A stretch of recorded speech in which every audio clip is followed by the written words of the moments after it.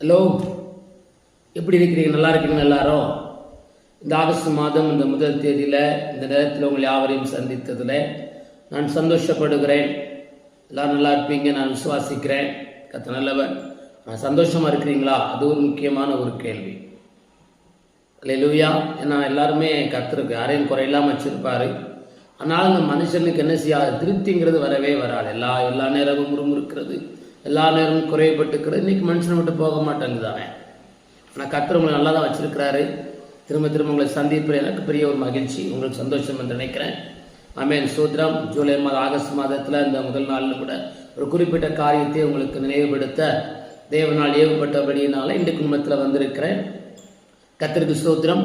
யூடியூப்பில் தினமும் இரவில் 10 மணிலேருந்து 11:15 வரை 11:30 வரைக்கும் ஒரு நேரடி ஜபம் இருக்குது. வாய்ப்பு இருக்கிறவங்க அதில் நீங்கள் பங்கெடுங்க, அதில் கலந்து கொள்ளுங்க. அநேக மக்கள் தங்களுடைய ஜப குறிப்புகளை எழுதுகிறார்கள், தங்களுடைய பாரங்களை பகிர்ந்து கொள்கிறார்கள்.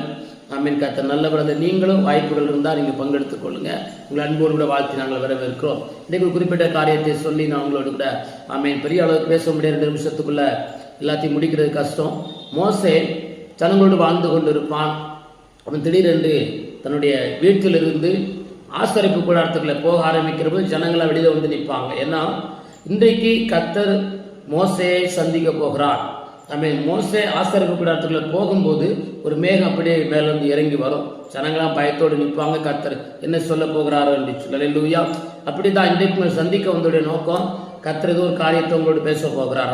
நிச்சயமாக அது உங்கள் வாழ்க்கையை மாற்றக்கூடிய ஒரு செய்தியாக இருக்கும், அடுத்த கட்டத்துக்கு நடத்தக்கூடிய ஒரு செய்தியாக இருக்கும். சரி, இன்றைக்கு சொல்ல வேண்டிய காரியம் என்னன்னா, மரியாளும் மார்த்தாளும் செய்கிறார்கள். சோத்திரம். எலிசபெத் செய்கிறார். ரொம்ப நாளுக்கு அப்புறம் கருத்தரிச்சிருக்கிறா. இந்த செய்தியை கேள்விப்பட்டு மரியாள் போகிறா. மரியாள் வாழ்த்துகிற பொழுது, மரியாள் எலிசபெத்தை வாழ்த்துகிற பொழுது, எலிசபெத் வயிற்றில் இருக்கிற யோவான் என்ன செய்யறான்னா துள்ளி குதிக்கிறார். இதை கேட்ட உடனே செய்றா எலிசபெத்துக்கு ஒரு சந்தோஷம். எத்தனையோ பேர் எலிசபெத்தை வாழ்த்திருப்பாங்க, வாழ்த்துல கேட்டிருப்பா. ஆனா குழந்தை எந்த ஒரு பதிலும் சொல்லல. ஆனா மரியாள் வாழ்த்துகிற பொழுது வயிற்றில் இருக்கிற குழந்தை துள்ளுகிறது. அவள் பரிசுத்த ஆவியினால் நிரப்பப்படுகிறாள். யாரு? யார் நிரப்பப்படுகிறார்? எலிசபெத் நிரப்பப்படுகிறார். ஒரு உன்னதமான அனுபவம் இந்த மாசம் உங்க வாழ்க்கையில் நடப்பதுதான். சோத்திரம். ஒரு முக்கியமான நிகழ்வு உங்க வாழ்க்கையில நடக்கும். மரியாள் செய்யறா வாழ்த்துகிற பொழுது எலிசபெத் செய்யறா சந்தோஷப்படுகிறா. வயிற்றில் இருக்கிற குழந்தை துள்ளுது, பரிசுத்த ஆவியில் நிரப்பப்படுகிறார். அடுத்த கட்டத்துக்கு நகர்த்தப்படுகிறார்கள். 2 பேருமே அடுத்த கட்டத்துக்கு நகர்த்தப்படுறாங்க.